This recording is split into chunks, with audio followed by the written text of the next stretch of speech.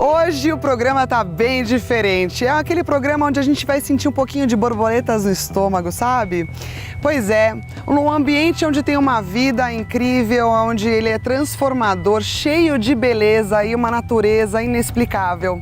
O Animal Channel está no ar e eu vou levar vocês para conhecer um borboletário aqui em São Paulo. Vem comigo!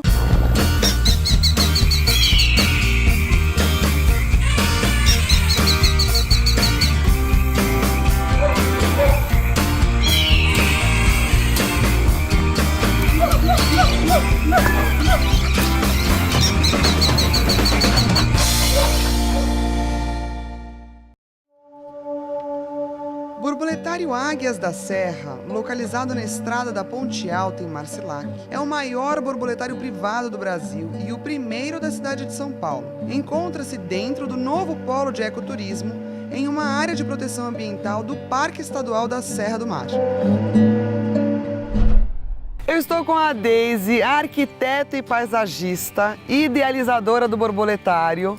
Deise, tudo bem? Tudo bem? Eu tô muito curiosa para conhecer esse borboletário e para saber de onde surgiu a ideia de montar um espaço desse. As lagartas na vida de um paisagista acontecem, né? E para tratar de lagarta você tem recurso como veneno, que era uma coisa que a gente não queria.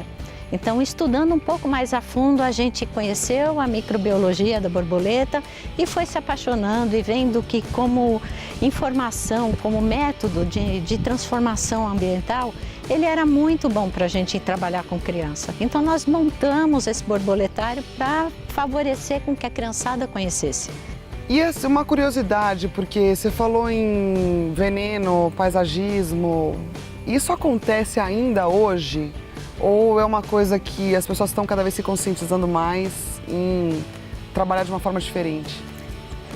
Trabalhar de maneira diferente é complicado, porque quando você tem um ambiente que já está, vamos dizer, ele já não tem mais os predadores, então é cada vez mais difícil. Você controlar sem veneno é complicado. Então, vamos dizer, numa área mais estruturada, você tem uma facilidade muito maior, né? E nesse borboletário, quantas espécies você tem e como que você faz para tocar ele no dia a dia? Porque é um espaço fechado, tem toda uma regra, né? Exato. As borboletas são sazonais, então algumas ocorrem só em determinada época do ano e o que a gente faz é ir criando. Então, nós temos um jardim de atração, onde elas, vamos dizer, voam livremente no ambiente e nós temos um laboratório e um telado. No telado eu tenho as borboletas fechadas e as plantas hospedeiras, que é onde elas colocam seus ovos. Nós recolhemos esses ovos, criamos em pequenos potes, elas empupam e assim que nascem a gente registra e solta de novo no telado. Ah, então cada uma delas é registrada? É registrada. Como que é esse registro? Nós temos um livro onde você faz o registro de quantos ovos você pegou, tem um número de lote para controle e desse lote então você vai colocando quantas nasceram, quantos machos, quantas fêmeas, até para você ter realmente um controle de toda a criação. E tem um controle, inclusive, com relação ao IBAMA também, né? Sim. Você não pode pegar qualquer borboleta e colocar dentro do borboletário. Não. Para você começar um borboletário, você tem uma autorização especial. Para algumas espécies, você coleta alguns ovos, começa a sua criação e depois disso você não pega mais nada nem solta mais nada. Então, eu só trabalho com o que tem dentro do borboletário. Existe risco de pegar uma fora, colocar lá dentro e contaminar alguma coisa? Tem risco de eu contaminar o que está lá dentro e tem risco de eu fazer uma superpopulação de alguma das espécies fora, impactando realmente quem trabalha com agricultura, enfim, quem trabalha com a planta hospedeira da determinada borboleta. Bom, e aqui é um acampamento onde você recebe crianças. Exato. E essas crianças passam pela experiência do borboletário, é isso? Sim, exatamente. Durante os acampamentos eles vêm, conhecem, fazem um estudo do meio e aos finais de semana a gente abre para as famílias para poder curtir o borboletário e as outras atividades. Ter um contato com a natureza. Uhum. Porque, pessoal, é muito importante vocês conhecerem um pouco mais desse mundo, ver como funciona e ter o cuidado, que como sempre eu falo no Animal Channel, é a minha dica de sempre, a natureza ela é fundamental para nós. Com certeza. Né? Chegou a hora de entrarmos no espaço onde toda a mágica acontece. Vamos conversar com o Miguel e entender mais como funciona esta vida, tão delicada, brilhante e sensível. Sem dúvida, as borboletas terão muito a nos ensinar. Vem comigo! Eu estou aqui com o Miguel, ele é empresário ambientalista, proprietário do borboletário Águias da Serra, e nós vamos conhecer como funciona o mundo das borboletas.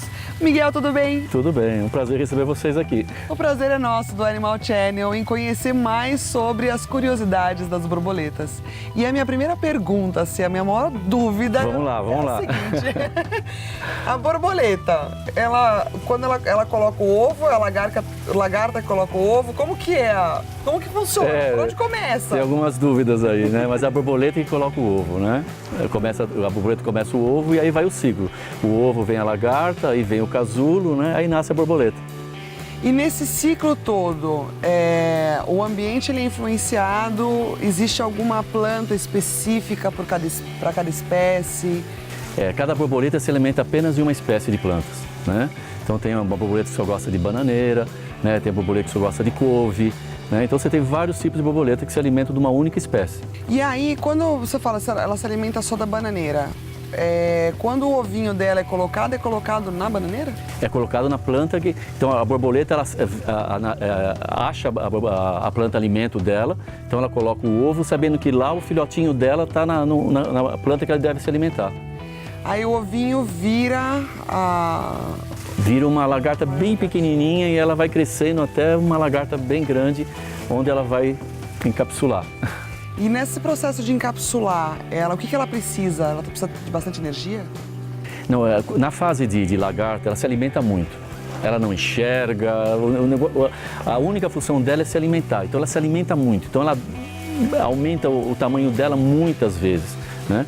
Então é a grande coisa que ela tem que ganhar bastante energia. Aí ela ganhou bastante dessa energia, ela vira uma pupa e aí ela fica 3 meses, uma média, empupada, até ela nascer a borboleta. E esse processo todo de ovo até nascer borboleta, quanto tempo? Depende da borboleta, né? Tem borboleta que esse processo todo vai demorar quase 1 ano, né? E tem borboleta que nesse processo todo vai ficar 1 mês, 2 meses. Eu achei que era menos tempo, eu achei que era mais rápido assim esse processo. Depende da borboleta. Tem borboleta que é uma branquinha que nós temos aqui, que ela vai viver 15 dias, 20 dias, né? E tem uma olho de coruja que pode viver 4 meses, 6 meses aqui no espaço. Olha que interessante, quer dizer, ela leva quase 1 ano para nascer e vive 15 dias. Tem borboletas muito bonitas que a gente fica alimentando a lagarta quase durante 1 ano e ela vai ficar aqui só 1 semana. Então não vale a pena ter dentro do borboletário. Dificilmente você vai conseguir ver ela, né? E a função dela na natureza? São duas funções da borboleta. O primeiro é esse alimento, né? Então todos os animais, passarinho, lagarto, se alimentam de borboleta. Então ela está no topo da cadeia alimentar. Então, por ela saber que ela está no topo da cadeia alimentar, ela se camufla, mimetiza, né, para enganar o predador dela. E a segunda função dela, por exemplo, é o indicador de meio ambiente.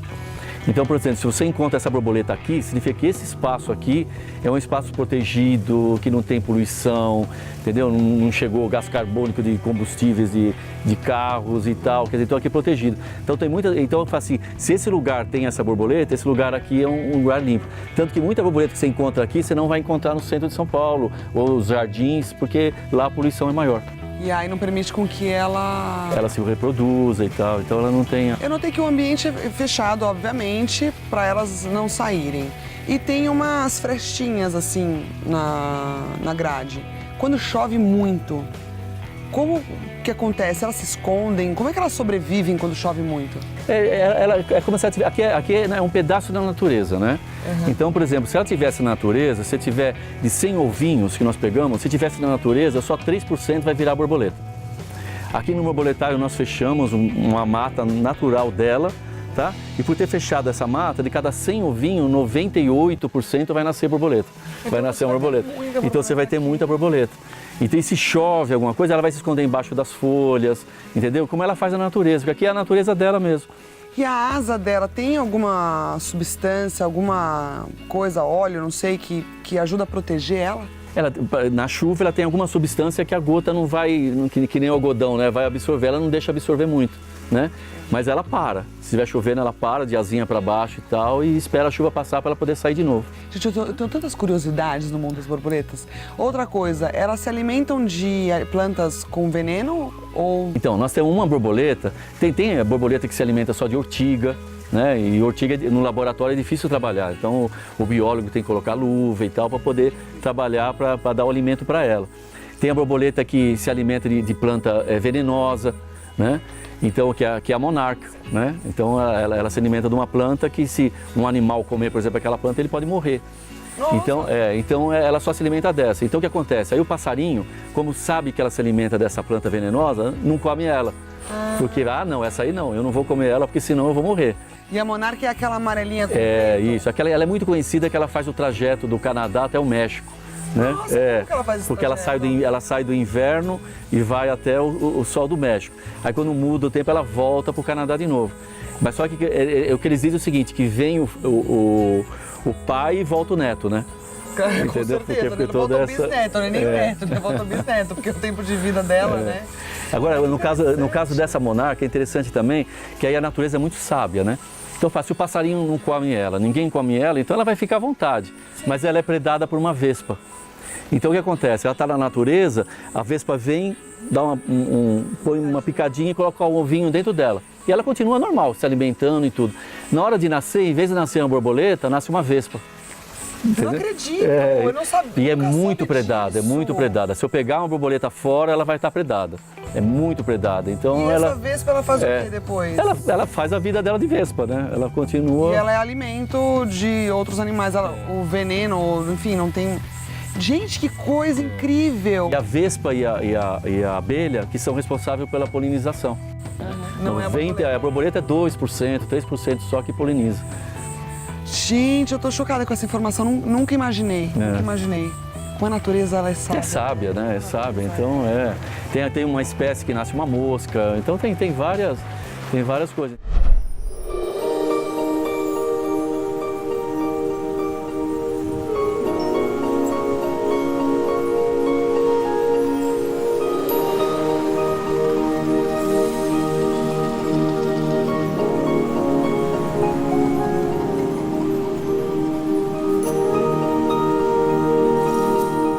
Aí tem uma borboleta que sabe que ela come o veneno, o passarinho não come ela, então as asas delas, ela só diferencia da monarca por uns 3 pontinhos pretos, entendeu?